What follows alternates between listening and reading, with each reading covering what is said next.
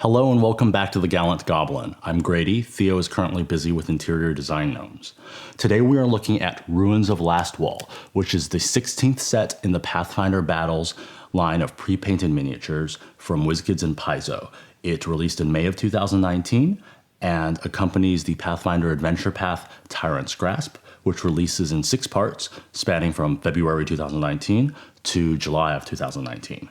Now, if you want to just skip ahead to see the minis, you can look at the video description below for timestamps and jump ahead to whatever strikes your interest. Otherwise, some additional background on this set and this video. The first thing to know is that Ruins of Lastwall, the minis, and Tyrant's Grasp the Adventure are notable for being the final product releases in their respective lines for the Pathfinder 1st Edition rule set. Going forward after this, they will be launching Pathfinder 2nd Edition. What this means for the minis is that the design and the sizes of some of the creatures may change, and so their corresponding minis may look different in future sets compared to the ones for the 1st edition. Pathfinder seems to be going big for their last adventure, stating in their April 22nd, 2019 blog that the stories within will shape the world of the 2nd edition to come. It is a massive battle between good and evil in Tyrant's Grasp that reverberates through the afterlife and draws the attention of gods, the outcome of which carries implications for all of their main world of Golarion. Many of the minis in this set belong to various factions, so we will be showing them in groups based on lore rather than in strict numerical order. A note though, we are mainly Dungeons & Dragons players. We are not highly familiar with Pathfinder. Also, since Tyrant's Grasp has not released in its entirety yet, we don't have the adventure path and the public doesn't know how it ends yet. As of this recording, only the first 3 parts have been released. What that means is while we will do our best to provide Pathfinder context for these minis, most information comes from Paizo's pre-release blogs. We will also be focusing on what these minis could be used for in D&D. You'll hear comparisons to Icons of the Realms, which is another product line from the same manufacturer, but based on the D&D 5th edition rule set instead of Pathfinder 1st edition. For more information on rarity distributions, thoughts on the content, and a possibly interesting way of getting Pathfinder cases of minis, which is the set of 32 booster boxes, for cheaper than many stores, stay tuned for concluding thoughts. Let's get to the minis. Evil undead forces are the antagonists in this final campaign, and this set draws from a variety of sources to constitute this horde. Draugr are undead who drowned at sea and were raised by necromancers or evil spirits. They may be found in the ocean, sometimes in the wreckage of their sunken ship, or as pirates aboard ghost ships or wandering coastal regions. Their attacks smear rotting matter on their victims, causing intense nausea. They have a challenge rating of 2. Apart from the barnacles on its axe, there isn't anything that necessarily marks this mini as aquatic, so it could be used for regular zombies or other martial undead creatures. Lore-wise, their closest D&D analog would be Sea Spawn, introduced in Volo's Guide to Monsters with a challenge rating of 1, but those creatures often have features of aquatic animals, which is not the case with this mini. The Leng Ghoul is a ghoul from the Dreamland's nightmare dimension of Leng. They worship creatures called the Old Ones, which are inspired by the mythos of Lovecraft, Cthulhu and the like. The face is intended to have the snout of a dog, while its feet are hooves. In addition to hungering for flesh, Leng Ghouls also pursue knowledge, making them particularly dangerous because they've learned to use magic scrolls as though they were on their spell list. Leng Ghouls also pass a fever when they bite, which turns their victims into ghouls upon death. They have a challenge rating of 10. There is no equivalent in D&D and nothing which quite looks the same, but you could use this mini for a regular ghoul with a challenge rating of 1, a Mohrg with a challenge rating of 7, or a strange goblinoid, like an enlarged goblin or a hairless bugbear, though its skin color would be wrong for a hobgoblin. Poltergeists are undead spirits with unfinished business bound closely to where they died or where their body lies. Lore-wise, this is very similar to ghosts in D&D. Poltergeists are invisible, and their only means of attack is to appear briefly, frightening a creature, or to use telekinesis to hurl objects at foes, or the foes themselves if they are light enough. They cannot be permanently destroyed, but can be put to rest by resolving the reason they became a poltergeist. Poltergeists have a challenge rating of 2. Due to their skeletal form, they could also be used as a skeleton or wraith. The Skeletal Soldier is the standard foot soldier in the Whispering Tyrant's army of undead. Skeletons are corpses animated by dark magic to fight on a necromancer's behalf. The body's original soul is not restored, so while the creature may retain some behavior from life, it is not the same person, so to speak. Any creature can become a skeleton, but depending on the species, the resulting skeleton may use different stats. A standard humanoid skeleton in Pathfinder has a challenge rating of 1/3, and in D&D a challenge rating of 1/4. Both versions are capable of wearing armor and wielding weapons, like the sword and shield depicted here. The Whispering Way is an ancient cult that believes undeath is the ultimate form of existence. Their members seek to become liches and destroy all living creatures. The Whispering Tyrant, the lich villain of Tyrant's Grasp, is a member of the Whispering Way. Individual cultists usually pursue undeath as a means of gaining personal power, so they are usually treacherous and selfish, but may unite in pursuit of common goals or serve a more powerful master if they believe it will help their personal advancement. There are all manner of cultist stats in Pathfinder, varying based on who they worship and what their classes are. Their challenge ratings vary from 1/2 to 11. This mini could also be used for any sort of human or elven NPC or player character, though the combination of sword and fancy light clothing would indicate a fairly wealthy character, and possibly a warlock or a dual-class martial spellcaster. Murderous Undead are undead creatures who possess intelligence and can lead standard skeletons and zombies into battle. I haven't been able to find much information beyond that. The tendril mass inside the skeleton looks like it could play a role in its enhanced skills. It brings to mind the possibility of homebrewed parasitic monsters. The Samurai is a variant of the Cavalier base class available in Pathfinder, hailing from distant lands that in the Pathfinder universe are analogs of Asia. They have the ability to issue challenges, giving them bonuses against the specific enemy they have challenged, but penalties against anyone else.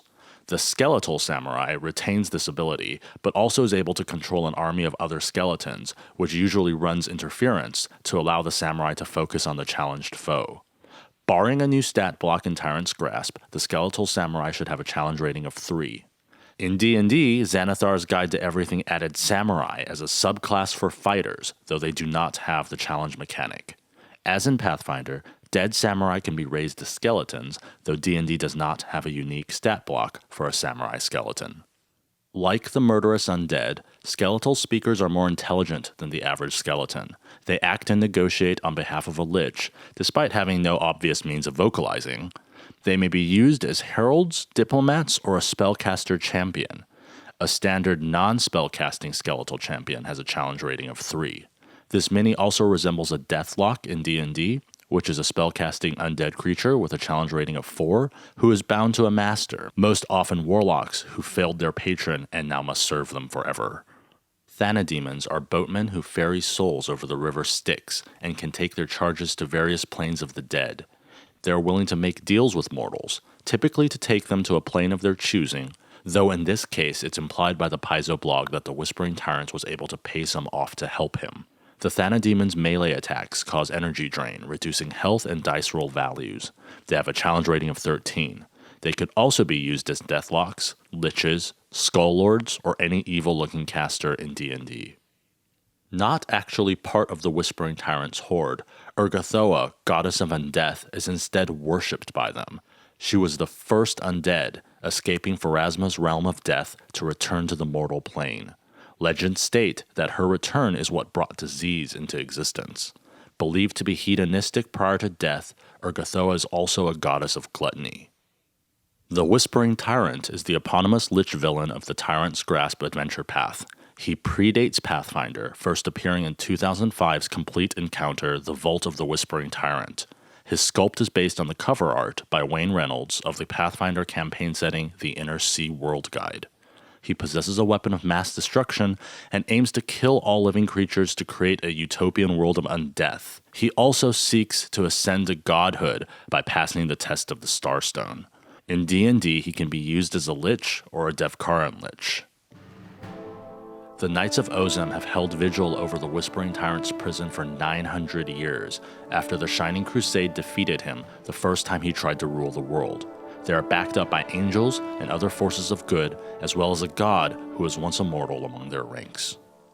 The Lastwall Soldier serves in the Holy Army dedicated to preventing the Whispering Tyrant's return to Golarion. Their shields bear the symbol of Iomedae, another demigod who will appear later in this set. A human foot soldier has a challenge rating of 1/3, though there may be a new stat in Tyrant's Grasp. In D&D, this mini could also be used as a fighter, paladin, or a cleric, particularly of the war domain. The Lastwall Knight is an imposing figure who could be used as a champion fighter. Like the Lastwall Soldier, she has the symbol of the demigod Iomedae on her shield. She could also be used as a player character for any martial class, though the symbol would make the most sense for a paladin or a nation's champion, even in settings where Iomedae doesn't exist as a deity. She could also be an NPC with a knight stat block.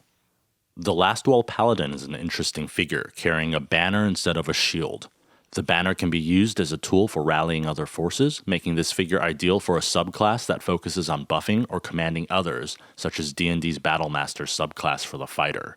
For flavor, you could have one or two of these in a group of soldiers, or even one leading a charge in lieu of a Lastwall general figure. Gold dragons are the most powerful of the good aligned dragons, who take it upon themselves to fight evil. They'll be powerful allies to the forces of Lastwall with a challenge rating of 7. For D&D, this is a large-sized mini, which would make it a young gold dragon, giving it a challenge rating of 10. Gold dragons in D&D are the most powerful of the metallic dragons, and leaders in the fight against villainy. Gold dragons are depicted in D&D with face tendrils, whereas this one is more just a standard dragon painted gold. As a result, for D&D, this dragon may more closely resemble a young bronze dragon, which has a challenge rating of 8. Bronze dragons in D&D live near the coast and are fascinated by warfare, always willing to join an army with a just cause. The Lastwall General is a mounted figure, a mini with a large base consisting of a medium figure on a warhorse. Rules for mounted combat can be found in Pathfinder's core rulebook and the player's handbook in D&D. Per the Paizo blog, it can also be used as a mounted paladin or cavalier.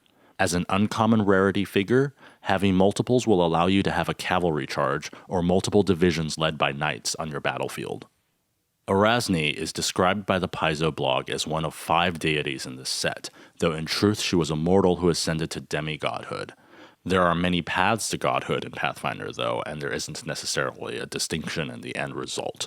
Erasni was a patron of the knights who fought the Whispering Tyrant the first time he was imprisoned, though the Whispering Tyrant slew her before his defeat. She was revived as a lich by the ruler of the undead nation of Geb, and became known as the Harlot Queen. She has lost much of her once noble personality, and is kept in Geb against her will to manage the day-to-day nuances of ruling. As a medium-sized figure, she has potential as a player character such as a bard, or as a major NPC, a female lich, or perhaps a fallen Aasimar. Iomedae, goddess of valor, is one of the 5 quote-unquote gods in this set. Like Erasni, she is a former mortal who became a demigod. However, Erasni had a long and complicated path to godhood, while Iomedae ascended by passing the test of the Starstone, one of only 4 mortals known to have successfully done so, and the only one who is represented as a mini in this set. She also belonged to the Knights of Ozem, who fought the Whispering Tyrant the first time he wreaked havoc on Galarian. She has her own holy symbol on her shield, again making this a good miniature for paladins or clerics in addition to fighters. This Empyrean Angel is wow. Standing 15 feet tall with a challenge rating of 20, they are embodiments of good who answer only to gods. There is a fixed number of them, and a new one is created only if one dies. I don't know which came first, but fans of Diablo who think Tyrael is the coolest thing, that's me, will probably be excited to have one of these. Angels in D&D have traditional white-feathered wings, while other celestials like Empyreans may not have wings at all. But you could also treat the translucent wings as invisible, signifying a celestial being who is hiding their identity. This could also be used as a well-armored high-level Aasimar. There are powerful forces who are unaligned with good and evil, seeking instead to maintain balance or defend their plane. They play a part in the adventure and may intervene on behalf of either the forces of Lastwall or the Whispering Tyrant, depending on which side's victory serves their interests best. Psychopomps work in the Boneyard, the realm of Pharasma, goddess of death. They ensure the souls of the dead reach the correct plane after Pharasma has rendered judgment upon them. The Nisoi Psychopomp is a bird-like creature who often serves as a record-keeping scribe or as a guide for the dead. They have a song that can fascinate foes, entrancing them. They have a challenge rating of 2. This mini can also be used as a magical avian beast or as a familiar in both Pathfinder and D&D. Vanth Psychopomps work security in the Boneyard, preventing souls from being attacked, but also foiling escape attempts. They have an aura that instills fear in their foes. Their scythes give them attack bonuses, and they can summon or dismiss them from their own pocket plane. They have a challenge rating of 7. In D&D, they can also be used as Aarakocra skeletons. Mohrgna Psychopomps are detectives and bounty hunters who hunt down those who try to escape death or the judgment of their souls. That means those who escape from the Boneyard or seek to avoid death altogether. They are typically promoted from lesser Psychopomps and act to make sure the natural cycle of life, death, and rebirth proceeds smoothly. They may also spend significant time in the mortal realm, tracking those who have cheated death in order to assassinate them. Their clothes are made from spider silk, which gives them extra armor, and they can see through the eyes of spiders they summon. Mohrgna Psychopomps have a challenge rating of 13. They don't directly map to anything in D&D, but they could be used as alternate forms for a variety of things, like succubi with a hidden tail, or high-level draconic sorcerer who has gained her dragon wings. Pharasma, goddess of death, is the oldest god in this version of reality, having survived the destruction of the previous. She judges the souls of the dead, including those of other gods. She also has a gift of prophecy, though the current age has seen the power of prophecies fail. She rules the Boneyard, to which the souls of all dead are drawn. As the god of both death and rebirth, she is neutral toward matters of morality, though she hates the undead as they have cheated the natural order of things. In Dungeons & Dragons, she could be used to represent the Raven Queen. Jyoti come from the positive energy plane. While positive energy, being the source of life, is typically associated with good, the two are not the same, and the Jyoti's alignment is considered neutral. They are in fact quite distrusting of other races and quick to anger and attack. They will also not worship deities or cast divine spells. They have a fire breath attack that does extra damage against undead, which are filled with negative energy. They have a challenge rating of 9 and can be used in D&D as Aarakocra, a bird race made playable in the Elemental Evil Player's Companion. An opposing force to the Jyoti, Skadenar from the negative energy plane, an opposing force against life that should not be confused with Undeath. Made of dark purple crystals that represent solidified entropy, they hate all living and undead creatures. Their very touch deals extra negative energy damage to foes who are not made of entropy like themselves. They have a challenge rating of 7. In D&D, this miniature could be used for a Nabasu, a shadow demon with a challenge rating of 15 that consumes its victims' souls. Androsphinxes are 6th level spellcasters who are the strongest of standard sphinxes. They favor information and good conversation. They can roar 3 times a day, with each roar inflicting different effects on foes. They have a challenge rating of 9 and also exist in Dungeons & Dragons with a challenge rating of 17. There is also an Androsphinx in the Monster Menagerie 2 set from Icons of the Realms, but it is a rare there, while this one is an uncommon. So depending on how things pan out, this single will likely be cheaper, or you may be able to get duplicates for that moment a swarm of sphinxes swoops in to Ride of the Valkyries. Knuckleavies are aquatic fey creatures who defend wetlands. They are horrific horse-like creatures with the upper half of a human protruding where a rider would normally sit. They carry disease and have a breath attack that inflicts a wasting sickness. They normally live in an almost hibernation-like mode until roused by damage to their waterways, at which point nothing short of widespread destruction will placate them. They have a challenge rating of 9. I'm very happy there's no equivalent in D&D because they sound terrifying, but if your sadistic soul really wants to use this mini in a D&D campaign, it could be a mutated centaur or the result of a magical experiment gone horribly awry. Time Dragons are aloof creatures who observe the universe and intervene only to protect the temporal order. They gain bonuses to initiative rolls, and their presence is so strong and unnerving that their very appearance can stun creatures.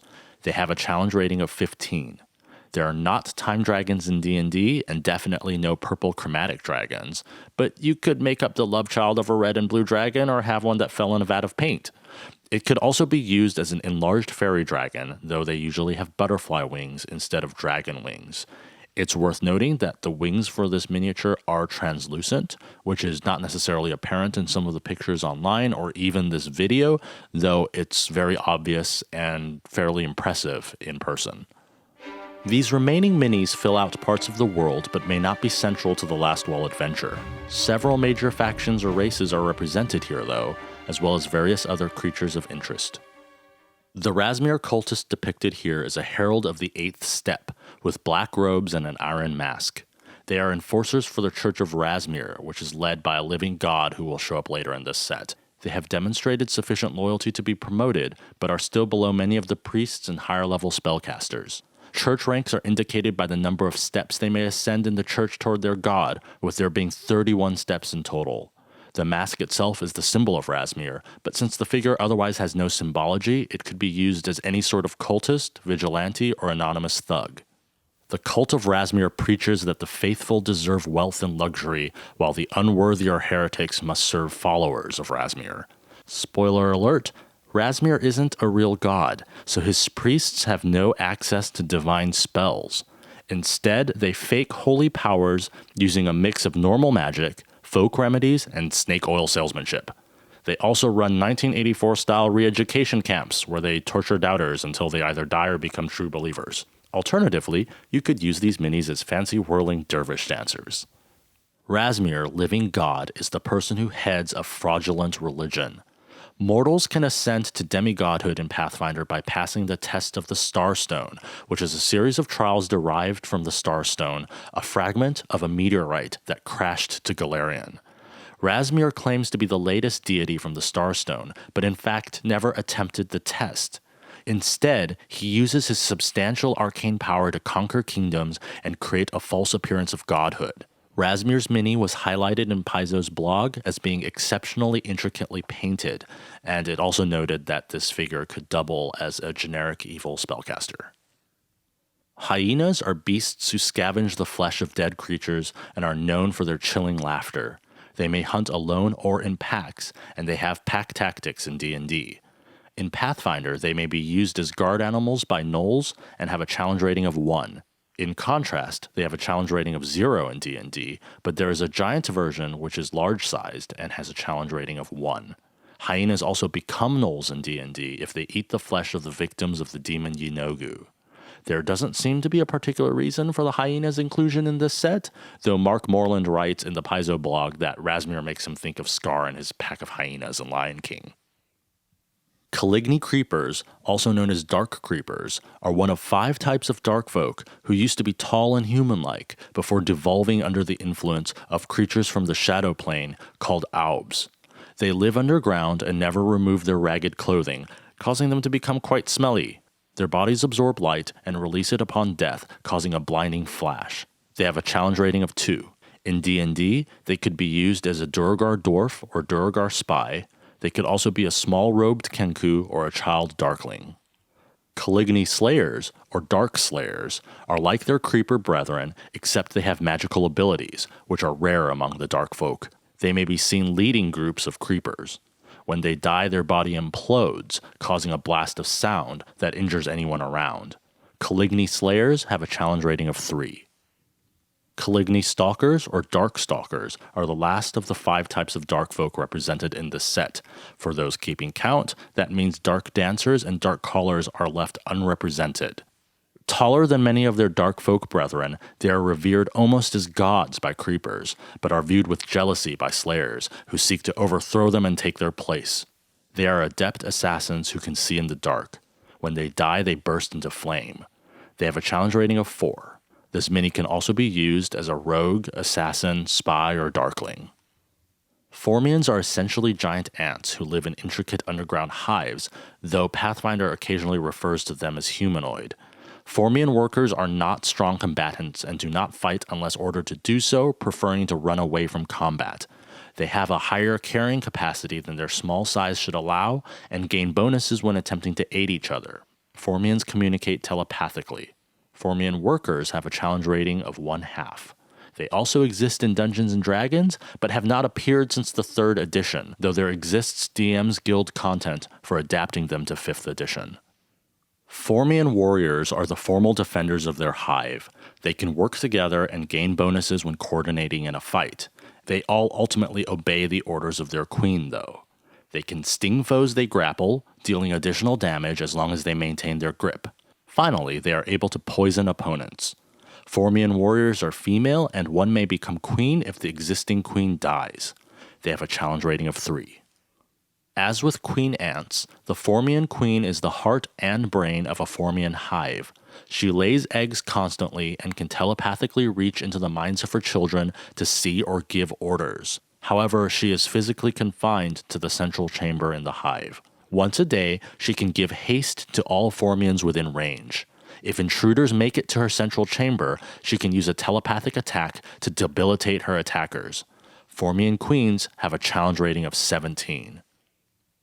Velstrax are also known as chitons. They are fiends from the shadow plane. Many begin as mortals and are converted through torture and surgery.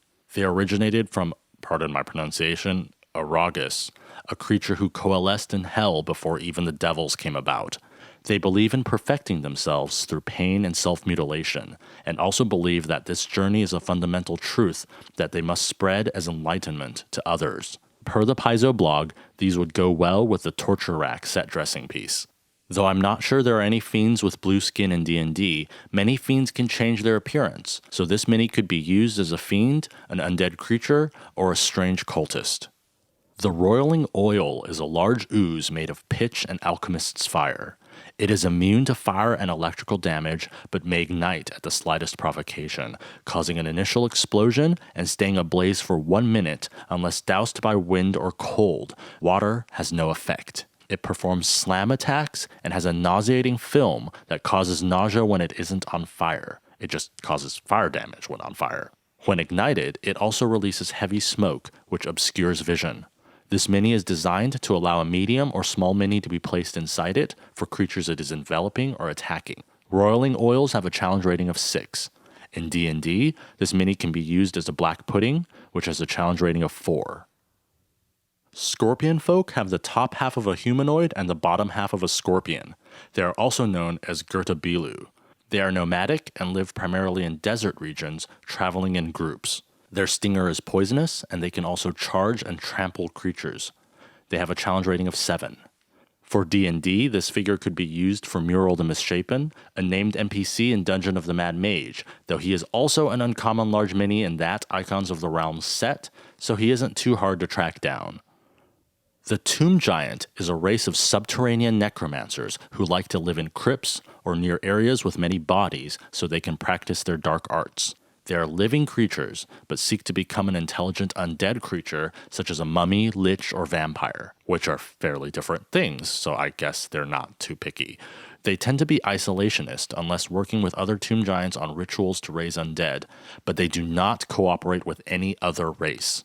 They have a challenge rating of 12. As giants are huge-sized creatures in D&D, this figure would be a small or child giant in that setting, though it could alternatively be used as an avatar of death, such as for those who draw the card from a deck of many.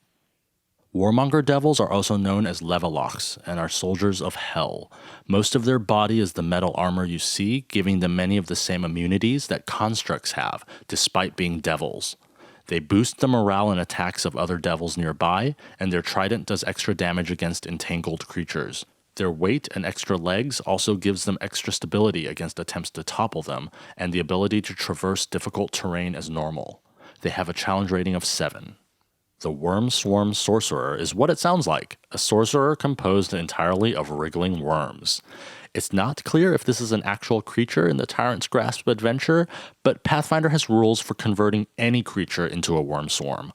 The game Bestiary 2 has something called Worm That Walks, where any dead evil creature's memory, magic, and very soul get split amongst worms eating its body, creating a hive mind that has the same abilities as the original creature, but with an extra 2 challenge rating due to extra abilities such as immunity to crits, the ability to split its form, and the ability to cover enemies it has grappled in damaging worms.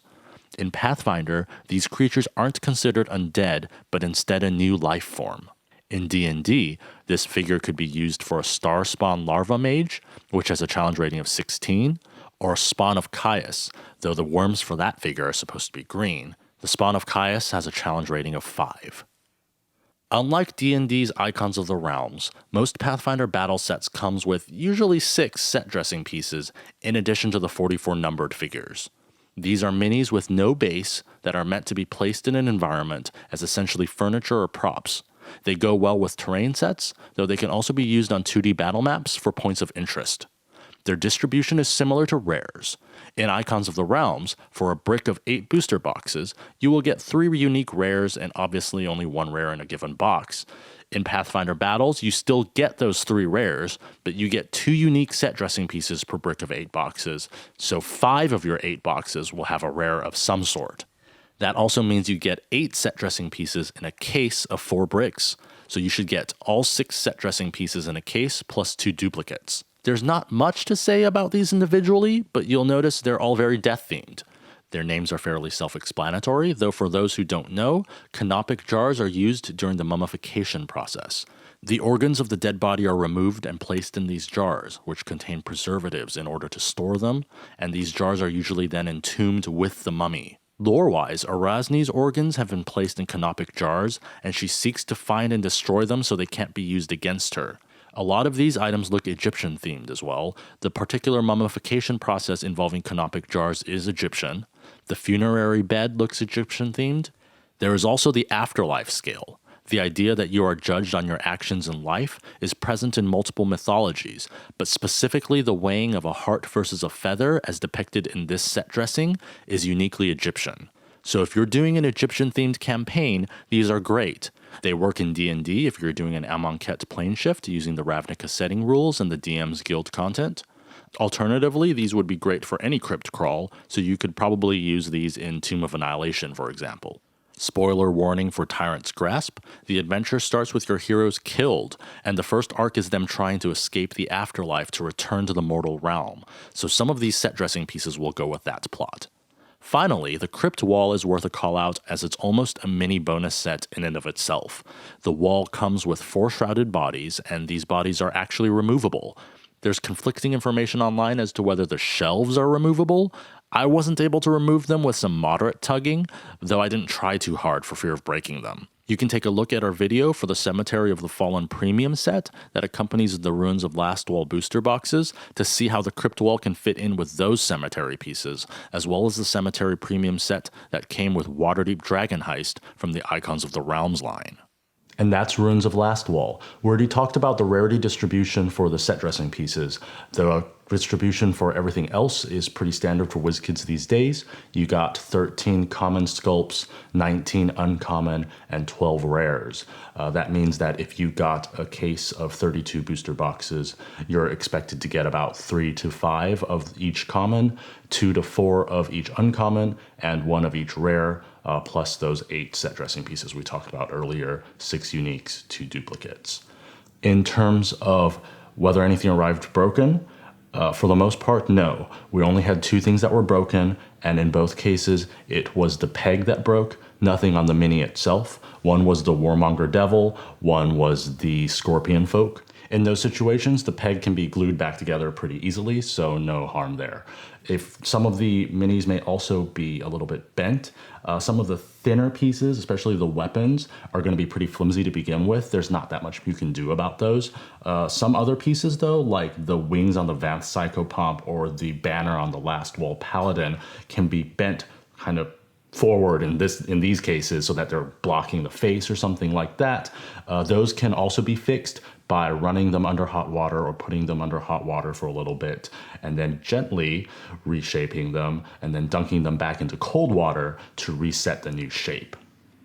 In terms of the quality of the paint jobs and the sculpts themselves, everything, I liked it. The poses are pretty dynamic. The paint jobs are pretty good. As we've said in other videos, they're not necessarily award-winning, but they're pretty solid. And especially for something mass-produced, I think this is definitely on the higher end of the products that they've produced. There's also a lot of translucent effects, either on the body parts like the wings of the Time Dragon, or just a lot of little spell effects that various creatures have. So that's very nice as well. In terms of usefulness, this is a set that, if you're running the adventure, I think it's great. If you're invested in the Pathfinder universe and you have a lot of use for some of the various figures like the 5 deities that were included, then also it's really great. And I had a lot of fun looking up the lore on these, the gods and all of that, the test of the Starstone. It's very fascinating to me. So if I were running a Pathfinder campaign, I would certainly be excited to incorporate them. However, as tends to be the case with a lot of the Pathfinder sets, you do have a lot of named NPCs, you do have a lot of generic human characters, and so if you're not specifically running like a Paladins versus Undead campaign, you're probably going to have a lot of soldier type characters, human and elven characters, undead creatures. You're going to have quite a few of those. So if you're just starting out and you need them, then great, this is a good set to start with. It's got those and then some fairly unique creatures as well. But if you already have a lot of sets, unless there's something specific that you want, it's not that compelling. This may be a set that you're more likely to go to the aftermarket and buy singles of the ones you specifically want. There's also the problem that, if you're trying to create an army, as we said in the rarity distribution, you're going to get at most 5 of a particular figure. And so in those cases, that's not an army. You can't have squadrons of Lastwall soldiers, and you're only going to have 2 or 3 generals and the like. So you may, in some cases, want to get more singles than what you would get from a case, and certainly from a brick. And so again, this may be a set that you want to pick and choose from. Now, at the start of the video, we mentioned that there was a way to, if you wanted to get a case, which is what we're showing here, to get it cheaper than you do in a lot of places. This was something that we had actually bought Kingmaker when this offer was available, and we didn't know until after we had already bought it, so we didn't get the discount there. We discovered it here, and so we did want to share it with you. It's not the most obvious thing in the world. So basically, right now, as of the filming, the cheapest price you can get a case of Pathfinder Battles miniatures and the premium set or figure that comes with it, in this case the Cemetery of the Fallen, which we'll do a separate video for, is about $390 from an online store. MSRP, if you get it from like a friendly local game store that is unable to offer you a discount because of their margins, is going to be closer to about $520 to $600.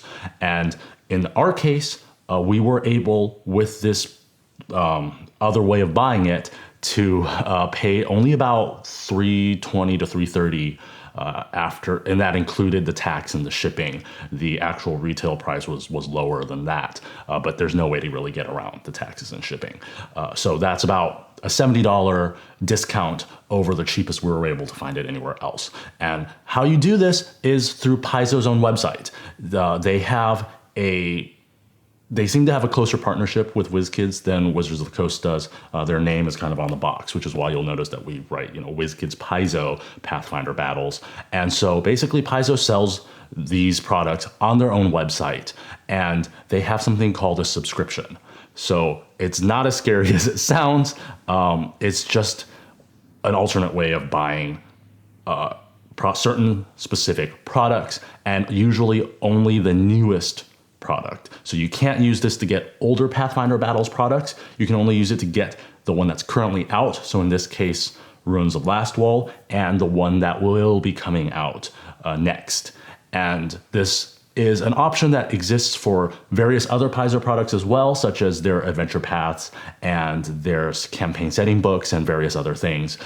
In some of those cases, if you have a subscription of that, you get additional discounts on other products, like singles of things that you buy in their store. So that is a way to get discounts on legacy products. I don't think that applies to the Pathfinder Battle subscription. I think the Pathfinder Battle subscription is only on the actual case. So what are the terms of the subscription, right? It's quite simple. Basically, you must buy a case that you can't, it's not for bricks or single booster boxes. And if you don't cancel, or if you don't tell them to skip the next product, you will automatically, as the ship date approaches, be billed for it and get it. And that's really it. There's no penalty for canceling the subscription at any time, or for skipping a line. So really, if you are planning just to get them, there's no reason not to do it. You could even just do that, get one product, cancel it, and so forth. It's not too much of a hassle as far as we can tell. The only weirdness with it is sometimes the discounts don't apply immediately. So for example, when we were buying this, it was showing for about $400 after tax and shipping, as opposed to the $320 that we ultimately paid. And I, apologies to the customer service for Paizo, bothered them quite a bit about it, and they just kept telling me, like, don't worry, your order in the cart goes into a side cart, and then you won't actually be billed until the actual ship date approaches. And so in this case, the release date was May 22nd. And these actually shipped around May, I want to say 15th. And so they shipped them early so that they usually arrive either by the ship date. So you get it either the same day you could get it from a friendly local game store, or actually even potentially a few days before. Ours actually got here on the 20th. So we got it 2 days early. And so shortly before it ships is when you get billed, and that's the point at which you want to verify you were billed the right amount. If you're not, just contact customer service. We did actually have a snafu with the premium set, and again, they will just fix the pricing for you. It was very easy for me. And so again, if you are interested in a case, and especially if you're interested in getting cases, multiple cases going forward, you want to just get everything in the line, the subscription is a great option. So apologies for maybe rambling on a little too long about the case subscription. There was a lot of information to cover, and I got really excited to find a cheaper way to buy these.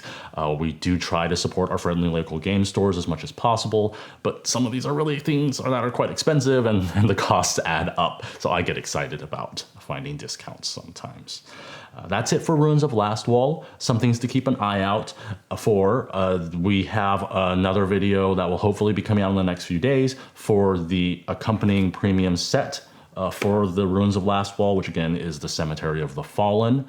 The next Pathfinder Battles set that will be coming out later this year is going to be that first set for the second edition of Pathfinder. Don't quite know what's all is in it yet. We do know that the premium set accompanying it is going to be a Goblin village. And so obviously here at the Gallant Goblin, we are very excited for that. Other things coming up, we did go to D&D Live 2019 a couple weeks ago. We are probably going to release that video a little later so that Theo can be a part of it. We're going to try to have kind of a joint discussion about our experience there. Most of the news that you can get from it has already broken, so we figured there wasn't a super amount of urgency around getting that out quickly. So look for that maybe later in June. To celebrate Ghosts of Saltmarsh, we may be doing a review of Pathfinder Battles Skull and Shackles, which is their pirate aquatic adventure. Lots of interesting figures in that one, so look out for that coming up as well. Otherwise, thank you again for watching. If you liked the video, please like the button, subscribe to the channel. We would really appreciate that. If there are communities that you think would be excited to see these videos or were interested in this information, please feel free to share it there as well. Otherwise, we have other social media accounts: Facebook, Instagram, Twitter. You can find the links in the video description below. Otherwise, I hope you're doing well, and we'll see you next time on the Gallant Goblin.